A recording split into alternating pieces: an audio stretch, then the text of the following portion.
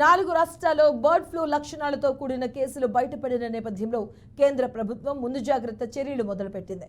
ఇందులో భాగంగా దేశంలోని రాష్ట్రాలను అలర్ట్ చేసింది. కోళ్లు, ఇతర పక్షులకు సంబంధించినటువంటి అసాధారణ మరణాలపై అప్రమత్తంగా ఉండాలని, ఆ సమాచారాన్ని ఎప్పటికప్పుడు కేంద్ర పశుసంవర్ధక శాఖకు తెలియజేయాలని రాష్ట్రాలను కోరింది. తద్వారా బర్డ్ ఫ్లూ నివారణ చర్యలు తీసుకోవచ్చని తెలిపింది. ఇక ఈ ఏడాది ఇప్పటికే ఏపీలోని నెల్లూరు, మహారాష్ట్రలోని నాగ్పూర్, కేరళలోని అలప్పజా, కొట్టాయం, జార్ఖండ్లోని రాంచీలో బర్డ్ ఫ్లూ లక్షణాలతో కూడిన కేసులు గుర్తించారు.